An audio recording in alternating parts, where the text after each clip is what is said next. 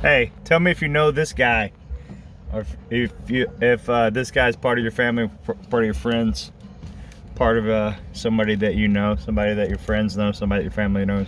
It's a good kid, man. He's a real good kid. Early on in life, at a young age, he had a pretty good childhood. You know what I'm saying? He had birthday parties. He did well in school, all the way through elementary school. His parents were proud of him. You were proud of him. Whoever was proud of him, you know, he was doing great things. He gets into high school and he starts messing around with people that he shouldn't be messing around with. Not necessarily the wrong crowd, but necessarily the wrong influence on his life. And next thing you know, he's skipping school. He's not coming home at night. He's partying on the weekends. His parents find pot in his room. They come down on him pretty hard. He rebels.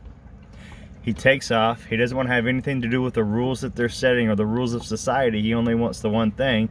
He only wants to hang around with the people that he's hanging around because he cuts for them so much. And they're the only ones that love him. They're the only ones that care about him. And he continues to smoke weed and he continues to get high. And next thing you know, he falls in love with his high school girlfriend. He gets married to her. They're going to have a baby. Everything's going to be great. He tries to find a job, but he's so addicted to pot that he's so addicted to pot and alcohol, and he tries some meth every once in a while. Next thing you know, he's doing it full time. He can't make it to work. His wife ends up leaving him. She's tired of his stuff. Well, that only boosts his addiction to the next level. So now he's out on the street doing it, trying to sleep with every girl that he can get his hands on. And his family doesn't understand it. His neighbors don't understand it. They always thought he was a real good kid. They can't understand what went wrong with him, so they try to reach out to him. They try to reach out to find out what's wrong with him. He won't have anything to do with it, though. He continues down that path that he's on. You know, he doesn't see anything wrong with it. He's not hurting anybody but himself in his mind. Well, by the grace of God, the police step in, the sheriff's office step in, and they arrest him one night. And he spends about 4 or 5 days inside of jail, and he realizes that maybe the life that he's leading is not the life that he should be leading, and he has the opportunity to stop.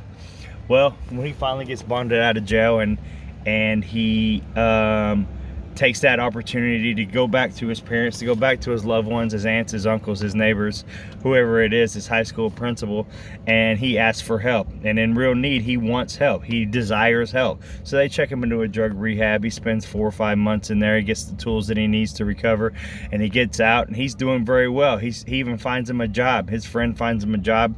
Everybody starts putting their neck out on the line for him. They're getting him things. They're buying him a car on their credit because they really feel like that he's on the right step. He's making the right steps for recovery. And then it happens. One day he decides to skip work and to have a drink. Well, that drink turns into 10 drinks, and 10 drinks turn into a joint, and a joint turns into a couple of lines of coke. And next thing you know, it's about 1.5 years later, and he's back in the very same situation that he is. And you think, wow, that sounds so familiar, man. I know that guy in my family. Everybody knows that guy in their family. Everybody knows that guy from their community. It's what drugs and alcohol do to you. No one's exempt from that. No one's exempt from those problems. That's what drugs and alcohol addiction does. It takes somebody, a promising life, and it turns it, creates it, twists it, puts a whole bunch of chaos and drama in it. It lies to you, and then you end up right back where you started from, you know, square one. By the grace of God, I made it out. I was that guy. That was me I'm talking about. Hi, everybody. Hi, friends, families, and neighbors. I did it.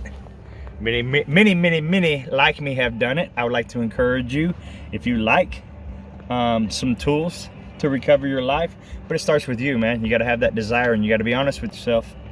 So that being said, I'm going to enjoy the lake. I know y'all get tired of the lake pictures, but I love you guys, man. Recovery is possible.